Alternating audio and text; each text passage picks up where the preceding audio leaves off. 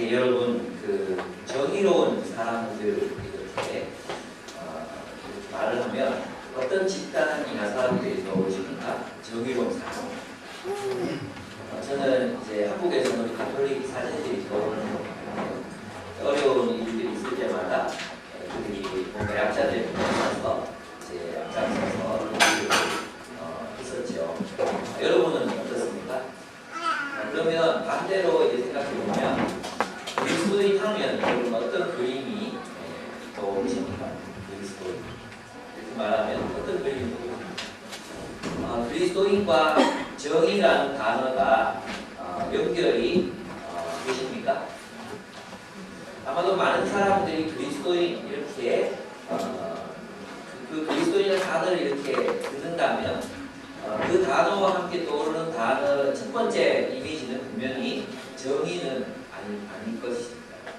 그러나 우리 한국 초대교회 그리스도인들은 달랐습니다. 우리 한국 초대 그리스도인들의 분명히 정의의 아이콘이었고 그리스도인들을 떠올릴 때 그들은 조국의 독립과 불의에 맞서는 그런 그리스도인의 모습으로 자리매김 했을 것 같습니다. 성경에서도 분명하게 이야기하고 있는 것은 그리스도인에게 중요한 것이 정의라는 것입니다.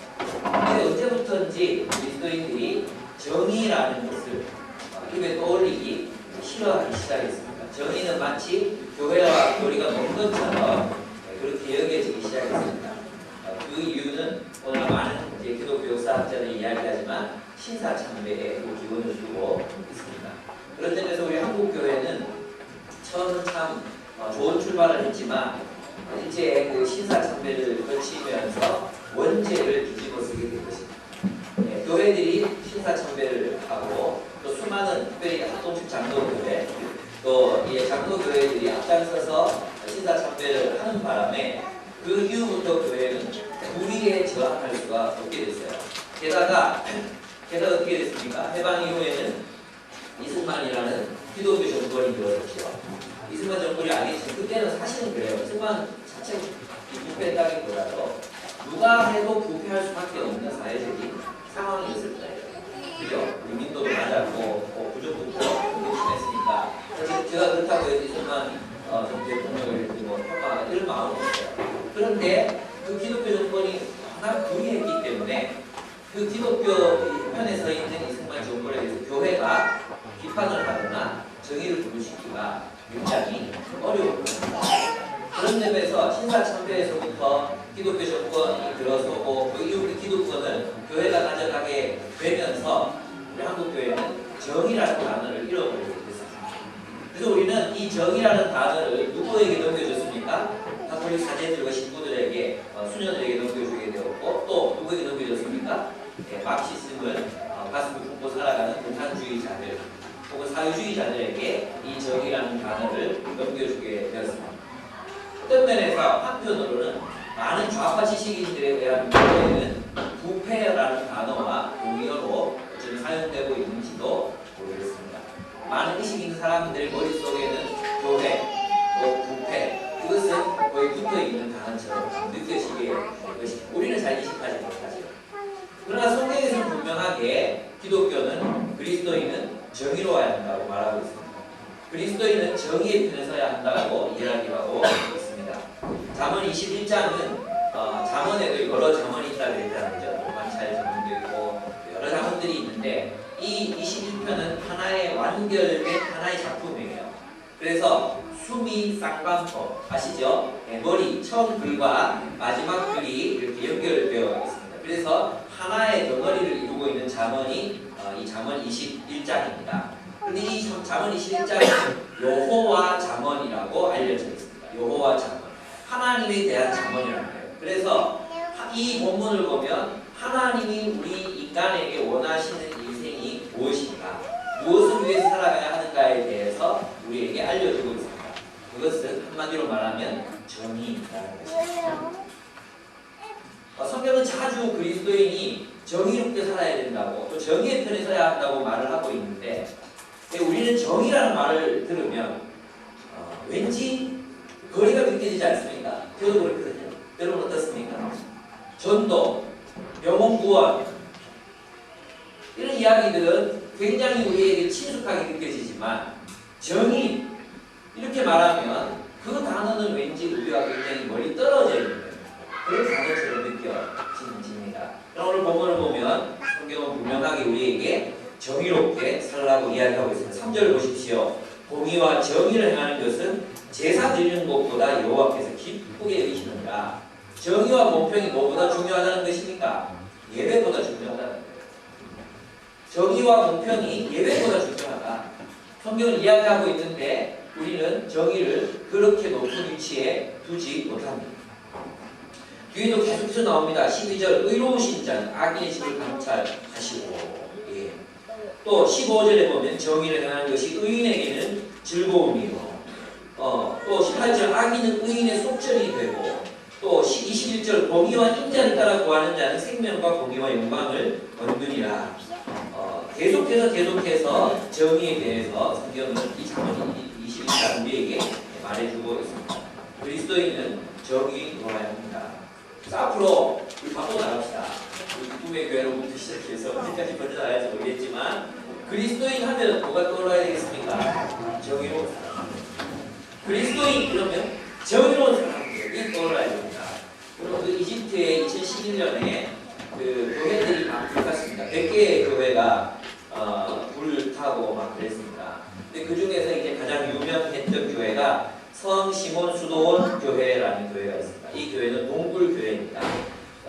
이제 7세기경에 시몬이라는 사람이 그 동굴에 살았다고 해서 붙여진 이름이 동굴 교회예요. 근데 이 교회 위치가 어디냐 하면 쓰레기장 위에 있어요. 쓰레기덩이가 거기 쓰레기덩이 6만 명의 이집트 사람들이 살아요. 카이로 사람 6만 명. 예, 그리고 원래는 15,000명 정도였는데 더 많아져가지고 6만 명 정도로 합니다.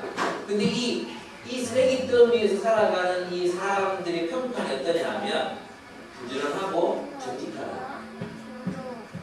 이 시몬교회에 모이는 성도들 숫자가 7,000명입니다.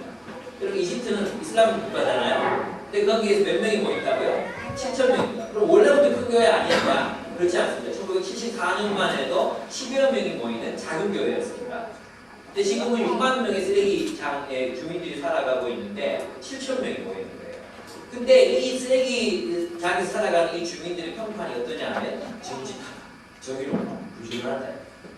쓰레기장 경계에서 고액의 임금이 발견되는데요. 그러면 저부터 주인 없는 돈이고 버린 돈인데 생각하시지 않겠습니까? 근데 이분들은 그거 주인을 다 찾아요. 그게 소문이 난 거예요. 그리고 이제 2011년에 100개의 교회가 불타고 많은 사람들이 죽었거든요.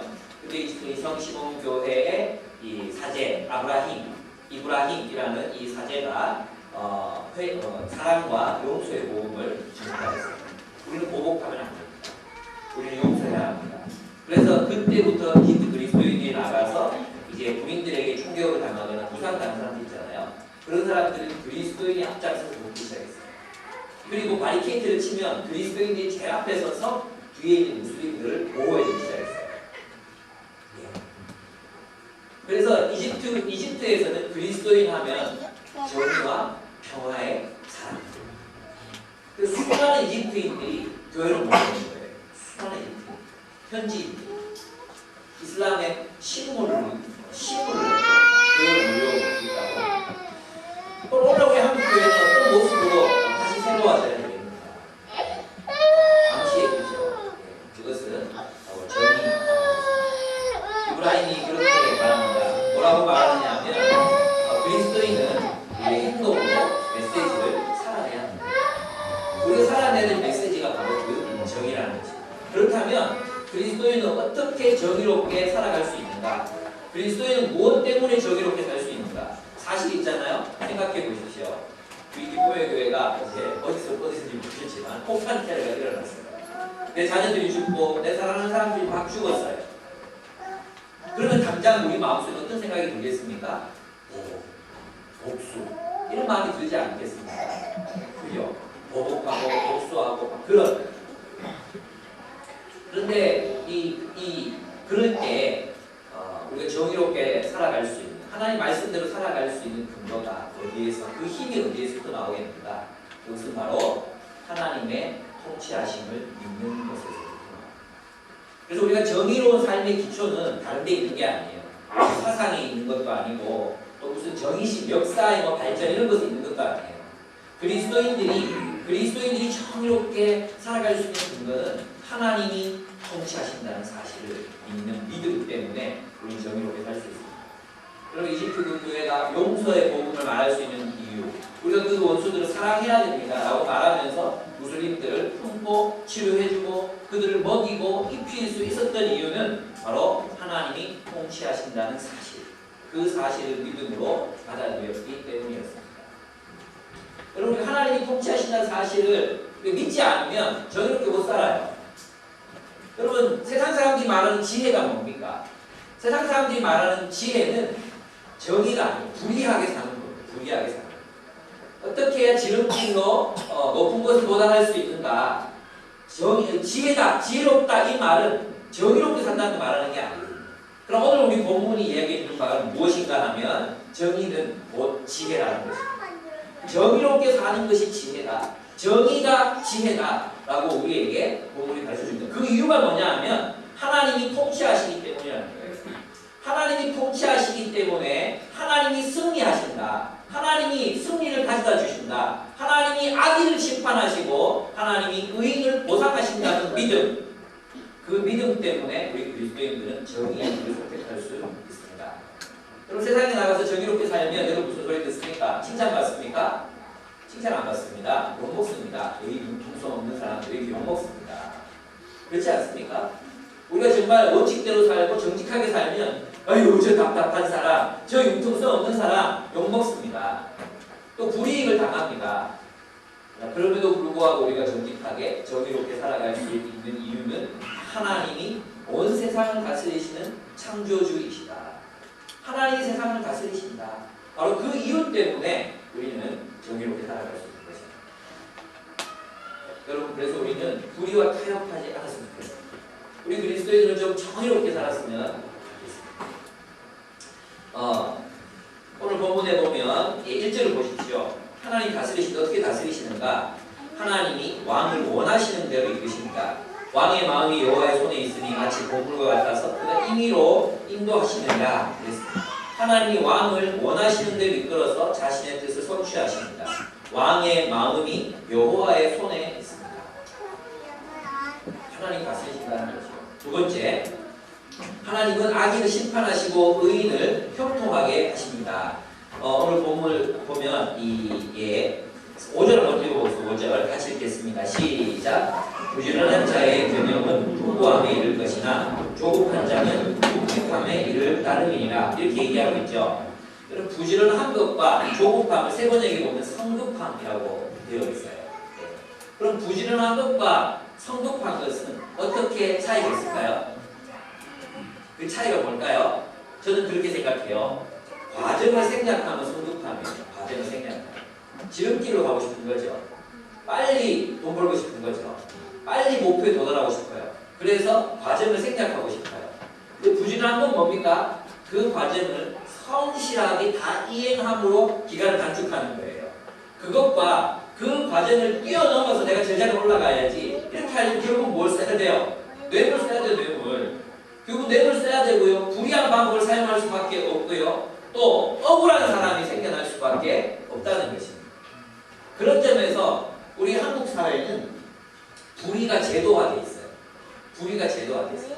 은행에 대출, 이것도 우리 포함되어 있는 이게 참 그런지 모르겠는데 은행에 대출 받는 것도 아는 사람이 있으면 퍼센트가 달라져요. 이율이 달라져요. 아는 사람 없으면 그냥 줄 서서 기다려야 돼요. 병원 똑같아요. 병원. 의사 하나 알잖아요. 뭐 한 달 이걸 다 알잖아요. 의사 간호사 한 명 알면 막 그냥 없던 입원식이 막 생겨요. 근데 아무도 몰라요. 아무도 몰라요. 그러면 응급실에서 주구장창 제기 못 풀어졌을 때 일주일 밥 못 먹고 응급실에 누워있었어요. 아무도 밥 먹어도 된다고 아무도 안 가르쳐줘가지고 밥 먹어도 되는데 일주일 굶고 그 다음에 이 뒤를 못 잡아요. 아무도 안 가르쳐줘요. 아무도. 그런 점에 그게 근데 합법화되어 있어요. 어떤 걸로? 지점장 제한권, 뭐 지인 할인, 지인 특혜. 우리 그런 것에 익숙해서 살다 보니까 뭘 지혜라고 생각하느냐 하면 아는 사람의 힘을 빌려서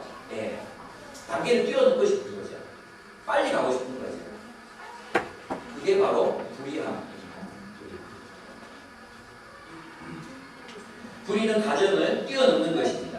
부지런함은 거쳐야 할 과정을 열심히 행하는 것이고 성급함은 반드시 거쳐야 할 과정을 건너뛰는 것입니다. 우리가 그렇게 성급하게 될 때 결국 우리는 우리가 원하는 일을 이루지 못하게 됩니다. 그리고 가난해질 것이라고 이야기하고 있습니다. 5절 7절을 보면 그래서 성급한 사람은 가난해지고 속여서 모은 재산은 사람을 죽음으로 몰아넣고 안개처럼 사라지고 폭력은 그 자신을 멸망으로 이끕니다. 게다가 그들이 정의를 무시하기 때문에 그들은 사라질 수밖에 없습니다. 그리고 12절을 보시면 하나님은 의로우신 자는 하나님이시잖아요. 하나님 악인의 집을 가득 차가십니다.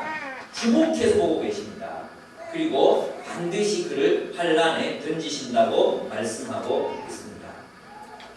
그리고 정의를 떠난 사람의 길은 죽음이라고 말합니다. 그는 죽은 사람들과 함께 있게 될 것이고 악인은 의인의 속전이 되고 정직한 자의 대신이 될 것이라고 말하고 있습니다. 우리가 정직하게 살아야, 정의롭게 살아야 되는 이유 첫 번째 근거 뭐죠? 하나님이 통치하신다. 우리가 억울한 일을 당하더라도 우리가 정의를 행하다가 불의한 일을 당하거나 억울한 일을 당하게 되더라도 때로는 사람들에게 무시를 당하는 일이 있더라도 무엇을 신뢰해야 합니까? 하나님이 살아계시다. 하나님이 살아계시다. 그것을 믿고 우리는 정의롭게 살아야 됩니다. 우리부터라도 그렇게 살아야 합니다. 예, 이제 저희 목사님들이 함께하는 리미트 클럽을 나간다고 말씀드렸잖아요. 근데 여기는 제가 게임도 이렇게 생각을 했어요. 왜냐하면 올해 친구는 20년, 전지 실험 선수, 배구 선수 출신, 그리고 뭐 축구 선수 출신, 탁구 선수 뭐 고등학교 3년 다 물어보면 전부 운동했던 사람들이라 가지고 어쩌다 한번 이기면 저 정도로 그런지. 근데 이제 진짜 아마추어에서 막 A급하고 막 전부 다니면서 치시다가 여기 구단에 오신 분이 계셨어요. 선수들한테 정말 재밌었대요. 근데 허리가 무너진 거예요. 허리 협착이 와가지고 기지도 못한 거예요. 그래가지고 이제 자기가 그동안 쭉 살아왔던 얘기를 하면서 요즘에 새벽 기도 나가는 게 너무 행복하고 참 이 즐거움을 몰랐을까. 그러면서 이제 새벽 기도 나가시면 신앙이 회복되고 있다고 이렇게 얘기하시면서 어떤 얘기를 들으셨는데 자기 이 구장이 좋대요. 근데 여기 모이는 분들은 여러분 아시죠? 윤순동 목사님 뭐 이런 좀 그래도 이렇게 괜찮은 분들이 모이세요. 그리고 LJ 그 대표 목사님들이 오시고 그렇게 되게 재밌어요. 그래서 치다 보면 양보도 잘해주시고 막 이렇거든요. 근데 이제 자기가 경험했던 어떤 구장이 얘기를 해주는데 거기 목사님 한 분 계셨는데 원래는 이제 자기 공을 가지고 와서 이렇게 내놓고 그 다음에 치고 지면 그냥 주고 다 이게 이 묵시적인 룰이거든요. 지는 사람은 맨날 갖다 대 3일만 한통씩 공항돈이 15,000원 그러면은 이게 돈이 엄청나게 들어가잖아. 그래서 뭐 어쩔 수 없이 그렇게 배우는데 그런데 목사님 한 분 계셨는데 딱 2개를 갖고 오신대요. 채 하나, 수건 하나. 채 하나, 수건 하나 들고 오신대요. 그럼 사람들이 이 목사님 딱 보시면 정말 이렇게 하는데 자기가 교회를 다니는데 그게 너무 참 민망하고 안쓰러웠다고. 근데 여기 와서는 여기서 만나는 분들은 너무 좋아서 행복하다고. 어떨 때 운동하면서도 은혜를 받고 간다고 이런 얘기를 들었을 때 아 정말 마음이 기쁘게 우리 그리스도인들의 모습이 왜 이렇게 정의와는 상관없는 그런 이기적인 모습으로 이미지화 되었을까? 우리들 책임입니다. 여러분 모습 속에서 정의롭지 못한 모습, 이기적인 모습 그런 모습들이 없는지 저 자신부터가 돌아보아야 할 것입니다. 그렇습니다. 하나님 악인을 심판하십니다. 믿으십시오. 하나님이 통치하십니다. 그래서 정의롭게 살아도 됩니다. 의롭게 살아도 돼요. 불의해야지만 승리한다. 불의해야지만 또 악해야지만 세상에서 살아남을 수 있다. 그 사탄의 거짓말을 우리 다 벗어 던집시다. 그렇지 않습니다. 착하게 살아도 됩니다. 착하게 살아도 됩니다. 우리 상진 형제가 저번에 그 여성 벤지파크 그 옆에 이제 개업을 했거든요. 그죠? 뭡니까? 이름이 어려워. 아이비를 카페를 개업을 했어요. 제가 가서 이제 축복했어요. 예. 이 카페가 착하게 살아도 되고 정의롭게 살아도 성공한다는 걸 보여주는 카페가 됐으면 좋겠습니다. 네. 그것이 우리의 원함이 아니겠습니까? 정말 우리 그리스도인들은 하나님이 통치하신다는 걸 믿고 정의롭게 살고 베풀며 살고 그렇게 살아도 성공한다는 걸 하나님을 힘입어서 보여주는 사람들이 되었으면 좋겠습니다. 사람들이 어떤 신화에 속고 있느냐 하면 아키야 성공한다. 못돼 빠져야 이긴다. 그리고 아득바득 막 그렇게 해야지만 이긴다. 전부 다 그런 거짓된 믿음을 가지고 살아가고 있기 때문에 그 매트릭스에서 빠져나오지 못하는 거예요. 선하게 살아도 이길 수 있습니다. 정의롭게 살아도 승리합니다. 이런 이야기들을 우리가 살아봅시다. 아멘? 하나님이 살아있는 하나님의 통치, 하나님 우리를 다스리신다는 삶의 증거가 됩시다. 아멘? 예, 우리 그리스도인은 정의로운 사람들입니다. 두 번째, 정의는 정직한 인격을 조건으로 합니다. 제가 운동권, 그래서 제가 운동권에 이제 표를 잘 찍기가 어려운 이유가 제가 학생 때 경험한 운동권들이 있었거든요. 저희 과에도 있었어요. 우리 때는 전부 대부분 절반이 운동권이었으니까 있었어요. 근데 운동권 아이들을 보면 말로는 굉장히 정의로워요. 정말 말로는 정의롭습니다. 근데 걔들이 삶을 보면 불안해요. 그렇게 뭐 여공들의 인권을 주장하면서 자기들 여자들을 그냥 노리게 취급하는데 저는 제가 만난 다 그런 건 아닌 것 같아요. 그런데 제가 만난 운동권 아이들은 적어도 그랬어요. 제 친구들은 그랬어요.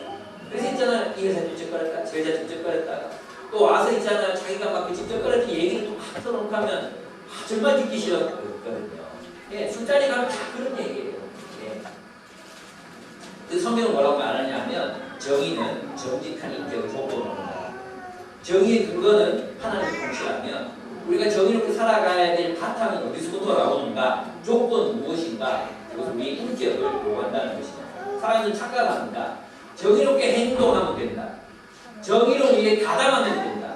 정의를 위해 투쟁하면 된다고 생각해요. 그래서 성경은 우리에게 더 깊은 부분을 요구합니다. 무엇인가 하면 너희의 인격이 정의로워야 된다. 그래서 처음부터 무엇을 건드리느냐 하면 2절을 보십시오. 2절 같이 읽겠습니다. 시작. 사람의 행위가 자기 보기에는 모두 정직하여도 여호와는 마음을 감찰하십니다. 무슨 말입니까? 우리의 행위만 정의로운 일에 가담하고 있으면 되는 게 아니라 뭐가 우리의 동기부터가 선해야 한다는 것입니다. 성경은 우리의 존재와 우리가 하는 일 이것을 분리시키지 않습니다. 내가 선한 일을 한다고 해서 내가 선한 사람이 되는 게 아니라고 성경은 말합니다. 이것이 성경의 위대함입니다. 하나님 우리의 동기를 보십니다. 우리가 왜 정의를 추구하는가? 왜 그 일에 가담하려 하는가? 그 동기가 무엇인가?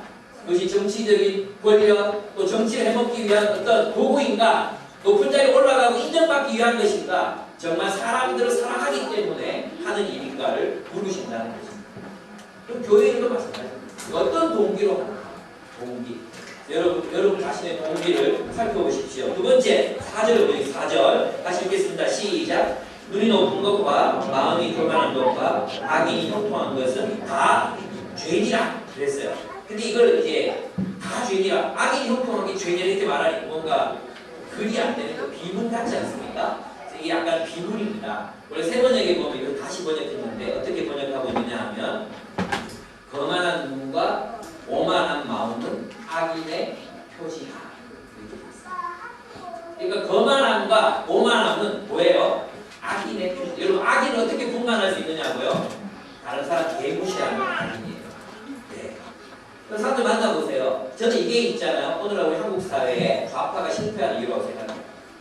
뭐냐하면 사람을 무시해요.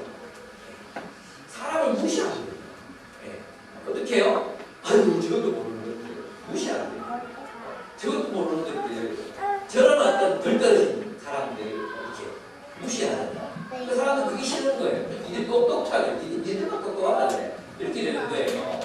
그럼 성경은 우리에게 뭘 말하느냐 하면 우리가 올바르게 보고 있고 올바른 관점을 가지고 있고 설사 정의를 위해 목숨을 바칠 수 있는 사람들이라 할지라도 그의 생애가 주변에 가까이에 있는 이웃, 내가 개인 명분에 헌신해 있고 그것을 위해서 죽을 수 있는 사람이 할지라도 내 가까이에 있는 사람들을 존중할 줄 모르고 사랑할 줄 모르고 그들을 나보다 더 높은 사람으로 여길 줄 모른다면 내 안에 있는 이 정의심은 아무것도 아닌 뿐더러 그것은 내가 악인이라는 것이라는 많은 정의를 부르는 많은 정의를 부르는 지식인들이 잘못하고 있는 게 무엇인지 아십니까? 교만. 다른 이들을 존중하지 않습니다. 의식이 있다. 신의식. 의식이 있다. 이렇게 생각하면 다른 사람이 대무시합니다. 배우려고 하지 않습니다. 신의식이 어디 갔노? 그래. 예, 의식이 있다 그러면 다른 사람들 무시합니다. 자기도 모른다고 생각합니다. 낮춥니다. 그런 사람 많이 만나보셨습니까? 성경은 그것을 용납하니 그것이 바로 악이라고 말합니다. 교만과 거만함은 악의 표시라고 이야기합니다. 그래서 우리 성경을 연구하고 직접 읽는 우리 기쁨의 교회 성도들은 조심합니다. 우리가 진짜 정의를 위해서 살아가려면 어떻게 한다는 것입니까? 가까이에 있는 이웃을 존중합니다. 가까이에 있는 아내를 존중합니다. 제가 한 소리 더 듣지 않다면 가까이에 있는 사람을 존중합니다. 거기에서부터 정의가 시작되는 거예요. 정의를 부르짖으면서 저 부패한 인간들 그리고 정죄하고 낙인 찍고 죽이잖아요. 그것이 악이라고 성경은 이야기한다는 거죠. 성경은 그래서 우리의 존재와 우리의 행위를 분리시키지 않습니다. 우리의 존재 대비 없이 우리가 그런 행위를 한다면 그건 뭐라고요? 악이다. 위선이라고 성경 우리에게 고발한다는 거죠. 그런 점에서 우리는 겸손해야 합니다. 특별히 여러분 사람을 무시하는 습관을 버려요. 사람을 무시하는. 옆에서 누가 뭐 말을 걸잖아. 안 들어요. 무시. 자기가 말할 때는 다 집중시켜 놓고는 남이 얘기할 때 안 들어요. 딴짓하고 가요. 그거 무시하는 거죠. 예. 어떻게 사람 무시할 수 있습니까? 안 들으면 무시해. 막 이게 무시하는 거예요. 예. 또 말 그러고 듣는 척하면서 안 듣기도 무시하는 거예요. 그것도 무시하는 거예요. 무시가 아주 교묘한 무시죠. 예. 그리고 들으면서 다음에 내가 무슨 말 할까? 그것도 무시하는 거예요. 예. 존중은 들으면서부터 시작이 돼요. 여러분의 눈은 어디에 있습니까? 우리 낮은 데 있어서 높이 돌아보려고 해야죠. 눈을 높은 데 두면 악이냐고 했잖아요. 눈을 높은 데 두면 사람 어떻게 보면 키 큰 건 죄예요. 저는 겸손할 수밖에 없는 거 아니에요. 낮은 데서 올려도 농담입니다. 말을 보자, 말을. 눈이 높은 데 있다는 게 무슨 뜻입니까? 말을 보자, 말을. 자기를 다 못 갔어. 그게 악이에요. 우리가 정의를 위해 산다고 하면서 우리 동기를 구분하지 않고 우리의 눈을 어디에 둘 것인가. 나보다 남을 높게 보고 그를 존중하고 사랑하고 존경. 이런 마음이 우리에게 없다면 내가 아무리 정의를 위해서 부르짖고 정의를 위해 목숨 바친다 하더라도 그것은 성경은 그것은 악이라고 그렇습니다. 그래서 악인이 선을 해놨잖아요. 그것은 하나님은 27절 27절 보시면 같이 읽어보겠습니다. 시작. 악인의 재물은 원래 마지막은 하물며 악한 뜻으로 드리는 것이냐. 여러분 한국 교회 유행하고 있는 이 번제의 가수죠. 1,001을 헌금하고 1,001을 설교만 하는 것입니다. 1,001을 3년이 넘잖아요.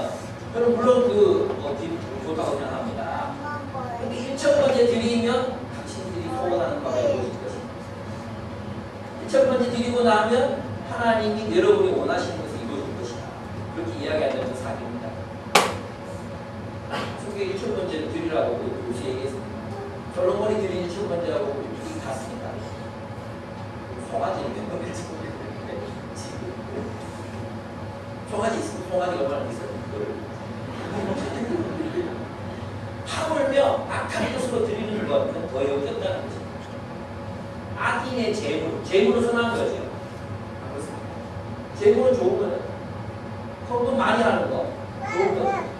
거액을 헌금하는 거, 연구하는 거 좋은 일입니다. 그러나 악인이 하는 연구는 악합니다.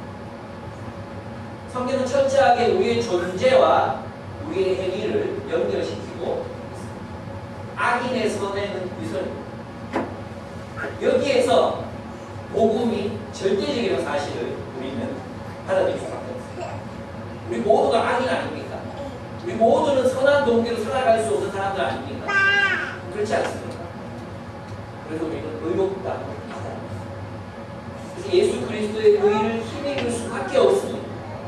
우리의 존재가 성령으로 말미암아 거듭나서 새로워져야, 그리고 말씀으로 계속해서 새로워지지 않는 한 우리는 악인이 드리는 죄, 악인이 드리는 예배, 악인이 드리는 사역, 악인이 드리는 헌신, 하나님을 가증스럽게 할 수밖에 없는 존재가 될 수밖에 없습니다.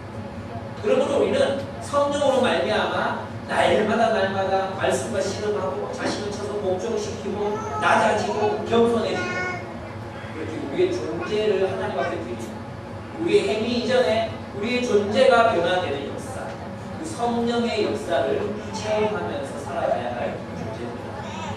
그래서 복음이 필수적입니다. 이 복음이 없었기 때문에, 복음을 몰랐기 때문에 바리새인들은 어떻게 했습니까? 그들의 행위는 선했지만 그들의 마음속은 회칠한 무덤 속에서는 송장이 썩어가고 있는 사람들과 같다는 것입니다. 우리도 그렇게 될 수 있어요. 우리가 우리의 존재를 하나님 앞에서 늘 새롭게 만들어가고 새롭게 빚어가는 역사, 하나님 겸손하게 무릎 꿇고 주여 죄인으로서이다, 이 죄인을 용서하여 주시옵소서, 날마다 용서받고 깨끗해지고 또 그리고 주님 앞에 나와 말씀으로 또 새롭게 되어가지 않는다면 우리는 악인이 드리는 죄, 악인이 드리는 헌신, 악인의 선교, 악인의 예배를 드릴 수밖에 없는 가증스러운 존재가 있습니다. 여러분, 그래서 묻고 싶어요. 주님과 친하게 지내고 계십니까? 하나님 말씀 속에서 여러분의 존재, 계획을 계속 변화시켜가고 계십니까? 진짜 오늘 자기만 받지 말고 진짜 다시 말씀, 성령 충만한 그것으로 돌아가서 우리의 존재를 주님 앞에 드렸으면 좋겠습니다. 아멘. 예. 15절 보죠. 15절. 악인은 정의의 시련을 결코 기뻐하지 않습니다. 악인은 정의가 실현되는 싫어합니다. 악인은 무엇을 기뻐하는지 아십니까? 악인은 정의의 시련을 기뻐하지 않고 이익의 시련을 기뻐합니다. 여러분, 만약 우리가 이익의 시련에는 우리가 관심을 가지면서 정의가 실현되는 일에는 우리 관심이 없다면 우리는 그리스도인이다 이런 말을 하기 참 어려울 것 같습니다. 모든 사람들이 이익에 관심이 있지 않습니까? 그것을 중심으로 살아가지 않습니까? 성경 우리가 정의를 구하려고 3절 보십시오. 정의는 예배 그 이상의 예배입니다. 하나님 우리에게 진정으로 원하시는 것은 정의와 공평입니다. 미가서 6장 6절에서 8절 같이 한번 찾아보겠습니다. 미가서 6장 6절에서 8절입니다. 우리 찬송으로도 이제 많이 불렀던 그런 구절이죠. 미가서 여기 참 숨어있어요. 미가서가 이제 성경이라는 걸 처음 아시는 분도 많은데 식당을 많이 한다고. 미가서 6장 1296페이지 있어요. 6장 6절에서 8절 같이 읽겠습니다. 시작. 내가 무엇을 가지고 여호와 앞에 나아가며 높으신 하나님께 경배할까? 내가 언제 물러 1년 된 송아지를 가지고 그 앞에 나아갈까? 여호와께서 천천의 수량이나 만만의 강물 같은 기름을 기뻐하실까? 내 영혼을 위하여 내 바다들을 내 영혼의 죄로 말미암아 내 몸의 열매를 드릴까? 사람아, 주께서 선한 것이 무엇임을 내게 보이셨나니 여호와께서 내게 구하시는 것은 오직 정의를 행하며 인자를 사랑하며 겸손하게 내 하나님과 함께 행하시는 것이 아니라.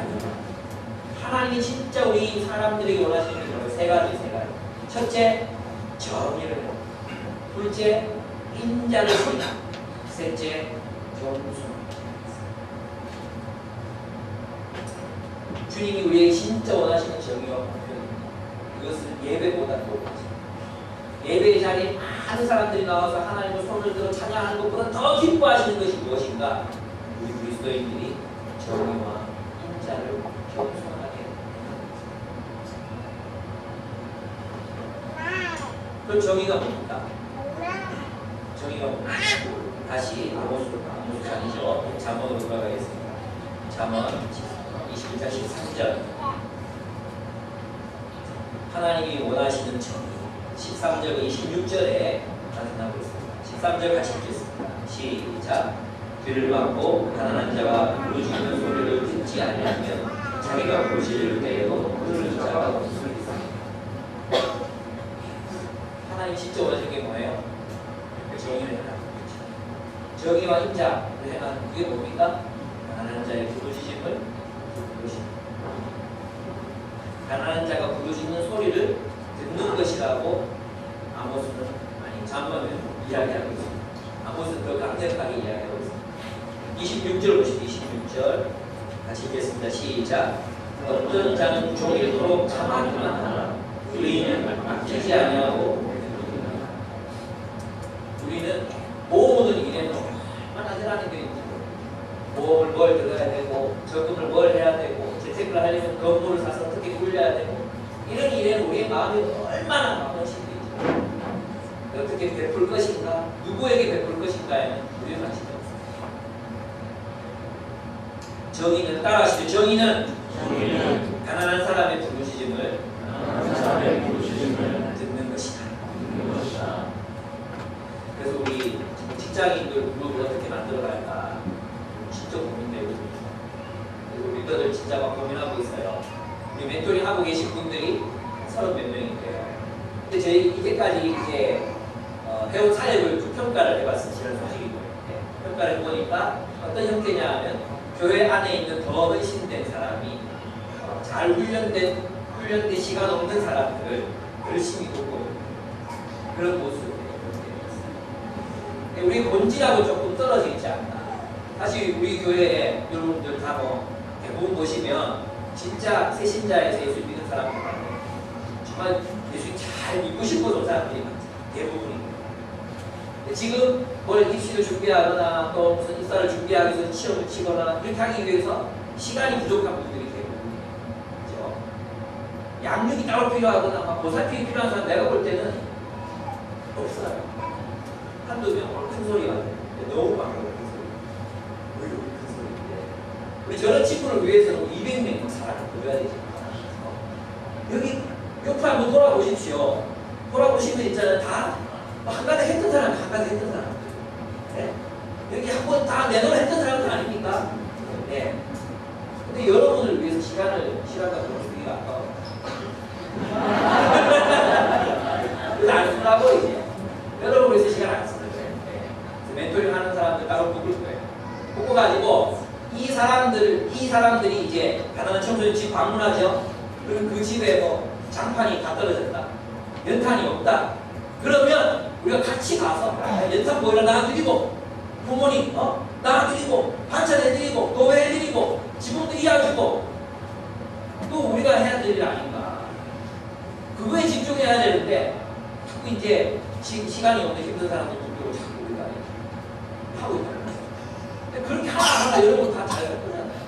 하나님 배신하는데 하나님 보내고 절에 갈 때 절에 내 앞에 절에 그렇게 안 할 거잖아요. 그죠? 여러분 시간만 필요한 거잖아요. 기다려주면 되잖아요. 그래서 이제 교분이 여러분 어떻게 참 해야 되나. 그래서 지금 마음에 생각하는 게 뭐냐면 멘토링 하는 사람 멘토링 합시다. 그리고 있잖아 생각해보니까 우리 교회는 다 새로 만들 필요 없는 것 같아요. 러빙엔지 있죠. 프렌지 우리 하잖아요. 있는데 디아레치 기구도 있고 월드비전도 있고 좋은 단체들 많잖아요. 그죠? 그런 단체들하고 MOU 하는데 위드 좋은 단체 있잖아요. 이런 단체로 MOU를 맺어가지고 여러분들이 거기 가서 자원봉사하고 또 거기 있는 사람들 만나고 그러면 돼요.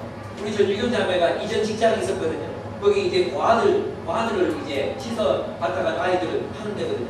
그런데 여러분 가시면 돼요. 한 달에 한 번이든 2주에 한 번이든 시간 정해놓고 가세요.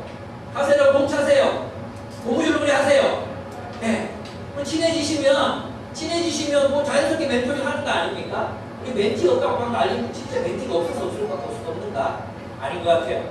디아레치 기구 월드비전 전부 다 이렇게 우리가 찾아가서 자원봉사 등록하고 하여튼 하면 학습 지도를 하든지 뭐라도 하면 되지 않겠습니까? 할 수 있을 거라 생각합니다. 저 그렇게 시간이 없다면 한 달에 한 번 도배 잘합니다. 그거 배웁시다. 도배 기술 잘 불러다가 도배 어떻게 하나 이것도 좀 배웁시다. 또 할 수 있지 않겠습니까? 반찬 우리 너무 잘하잖아요. 우리 여러분들 했는 반찬은 진짜 맛있어요. 네? 그런 반찬 우리만 먹지 말고 우리만 처먹지 말고 이제 좀 바꾸는 할 수 있지 않겠습니까? 우리 그런 일을 이제 해야 된다고 생각합니다. 그렇게 우리가 삶으로 보여주고 그런 사람들이 있지 않겠습니까? 사람들이 참 예수님께로 돌아오지 않겠습니까? 저는 이제 우리가 그 일을 해야 된다고 생각합니다. 그래서 이제 고민 많이 하겠습니다. 여러분도 함께 고민해 주세요. 우리 직장인들이 주어진 시간, 한계가 있고 또 알아요, 여러분. 또 공부도 해야 되고 일도 해야 되고 바쁘죠. 근데 우리 안 하면 누가 합니까? 우리 그리스도인인데 우리가 안 하면 누가 합니까? 불도들이야, 불도들. 이슬람 교도들이 하도록 우리가 하겠습니까? 우리가 해야지. 없으면 내 시간 우리 솔직히 우리 순모임 하지 이거 순모임. 순모임 시간 제가 볼 때 가면 되잖아요. 아니 순모임을 그래 가도 되잖아요. 우리가 뭐 못할 게 뭐 있어. 진짜 우리 생각을 이제 전환시켜야 되는데 우리 그리스도인은 정의를 위해 그렇죠. 보시기에 참 좋았더라. 그 세상을 지키도록 부름받았습니다. 그를 가난한 자의 부르짖음을 우리가 귀 기울여 듣지 않으면 어떻게 된다고 했어요? 우리가 부르짖을 때 아무도 듣지 않아요. 우리 한우들이 헌금하시게 됐잖아요. 한우들이 헌금 하신 분들은 나중에 하나님이 갚아주실 거지만 헌금 이제 안 하신 분들, 못 하신 분들 얘기하는 게 아니라 개인적으로 50년대 제대로 이렇게 한 사람 있잖아요. 그럼 여러분이 부르짖을 때는 아무도 들을 줄 알고 오늘 지켜다니까 오늘도 늦지 않습니까?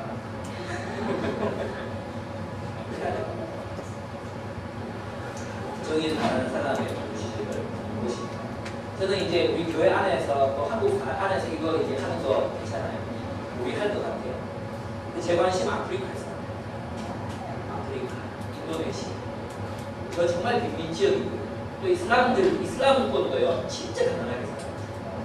가보면 언질한테 가보면 진짜 가난한 사람들.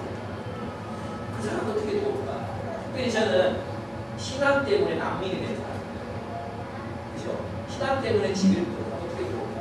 만약에 우리 한국 사회가 그렇게 돼서 기독교를 집을 들었다면 그럼 우리는 어디 바라봐야 되겠습니까? 세계의 그리스도인들 바라볼 수밖에 없잖아요. 근데 우리 한국 사회 안에서, 한국 교회 안에서 그런 사람 돕자 얘기 한 번도 못 들어봤어요. 그래서 제 마음이 금방 녹슬어요. 느끼는 사람 해야 되잖아요. 그럼 내가 뭘 해야 될까? 왜 이 중요한 일 아무도 안 하지? 저 큰 교회 목사님이 안 하지? 나고 하란 말이기 싶어서 제가 부정을 떨어졌어요. 뭘 내가 해야 되는 건가? 세계의 난민이 된 그리스도. 우리 교회가 해야 되는 거 아닌가? 그런 생각이 들어요. 그래서 아마 조만간 길을 찾아보고 계속해서 얘기했던 부분이니까 소개해 보겠습니다. 그렇습니다. 21절로 돌아가겠습니다. 이제 마지막인데요. 정의롭게 살면 뭐 떡이 나옵니까? 빵이 나옵니까? 물이 나옵니까? 21절 같이 읽어보도록 하겠습니다. 시작! 공의와 인자를 따라 구하는 자는 생명과 공의와 영광을 희한한 게 여기에 돈이 없어요. 공의와 인자를 따라 구하는 자는 돈도 있어도 좋겠는데 생명과 공의와 영광을. 아까 아브라함 주교 얘기했잖아요. 국제교회 사제. 이분은 이슬람 사람들에게 종교입니다. 교회의 종교입니다. 그래서 진짜 희한하게도 하나님이 그런 교회는 이 기적을 보여주십니다. 어떤 여자애가 이 교회에서 뭔가 떨어졌는데 쓰레기 때문에 뭔가 떨어졌는데 머리를 깨졌어요. 근데 교회가 그 아이를 왜 기도했는가 생각하고 있어요. 그런 치유의 역사를 교회 안에서 정의는 보상을 받습니다. 정의와 신의를 따라 살면 하나님께서 우리에게 생명과 번영과 명예를 주십니다. 두 번째 단어가 돈과 관련은 되어 있는 단어입니다. 사실 생명과 공의와 영광을 준다고 했는데 세 번역에서는 그것을 번영이라고 번역하고 하나님이 갚아주십니다. 정의롭게 살아도 돼야 안 돼요. 정의롭게 살아도 됩니다. 하나님이 갚으십니다. 저는 여러분의 생애를 보면 유경자명이 있죠. 유경자명이라고 하고요. 보면 그런 말이 느껴요. 하나님이 우리 교회에서 유경이만큼 그런 다른 사람도 많이 그랬겠지. 유경이만큼 무모한 선택을 많이 한 자를 없었어요. 제가 알기로는. 간호과 졸업해가지고 간호사 되면 되는데 간사가 되겠다. 어머니 80살 속으로 얼마나 생각했습니까? 이제 좀 고생해가지고 이제 간호사 월급 받게 되잖아요. 생각하고 있는데 간사 된다고 월급도 안 받는다고 얼마나 속상했겠습니까? 또 됐어요.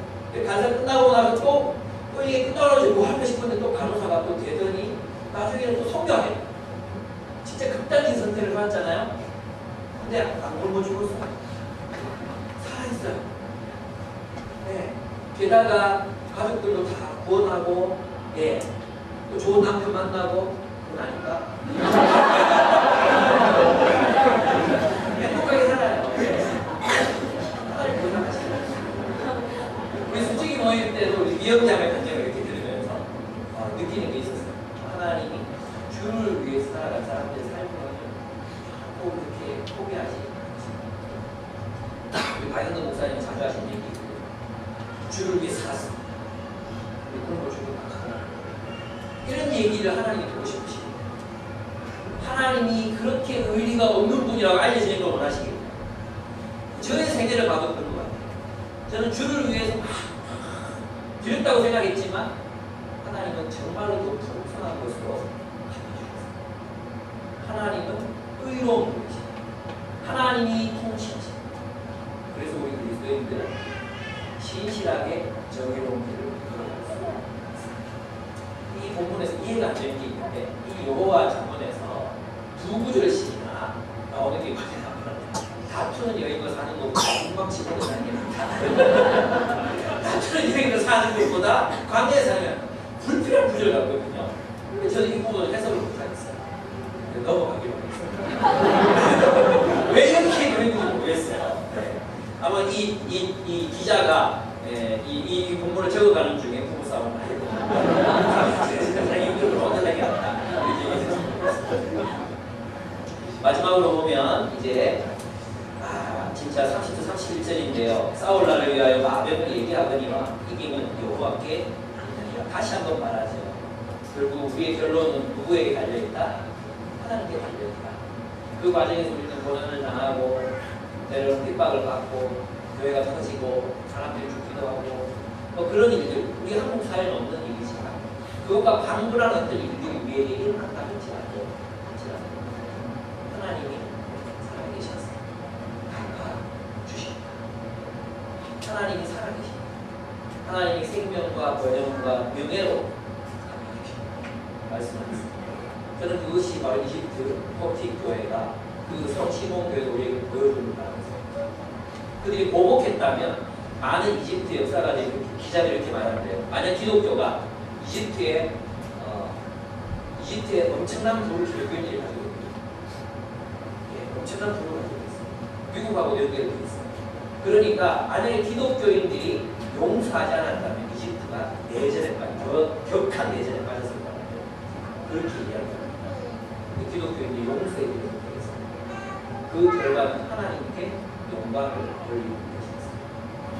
많은 이집트인들이 수도 없이 주님께로 돌아오고 있다고 아브라함은 간증하고 있습니다.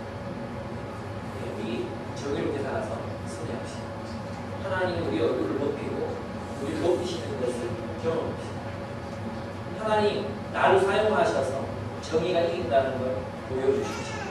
하나님의 정의가 살아있다는 것을 나의 삶을 통해 증언해 주십시오.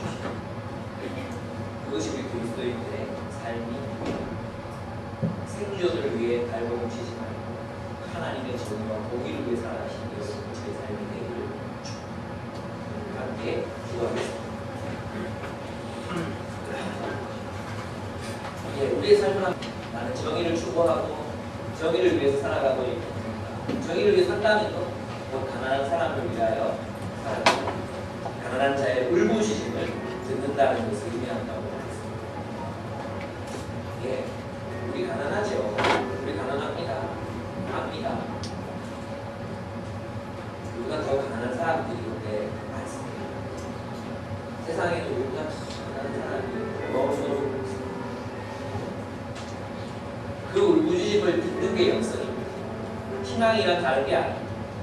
그 울부짖음을 들을 수 있는 귀를 가지고 경청하는 그 부르짖는 소리를 듣는 그것이 영성이요 하나님의 음성이 귀를 기울이는 것입니다.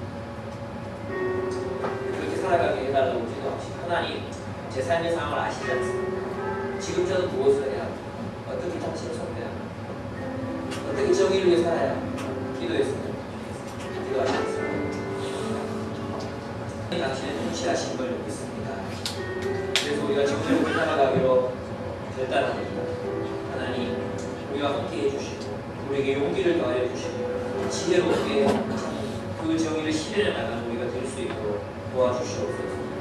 정의를 행한답시고 우리 자기 의에 가득 차서 다른 이들을 무시하고 또 다른 이들을 아래로 보는 사람들 되지 않게 도와주시고 우리 가까이 있는 사람들을 존중하며 사랑하며 경청하며 겸손하게 섬기는 존재로 우리를 변화시켜 주시옵소서. 우리가 섬길 곳을 찾고 있습니다. 하나님 아버지, 우리 삶의 상황이 처한 상황이 다 다릅니다. 하나님, 그런데도 불구하고 이 세상에 가난한 자들의 부르짖음에 귀를 기울이라고 주께서 우리에게 말씀하시니 우리가 귀를 기울이게 하여 주옵소서.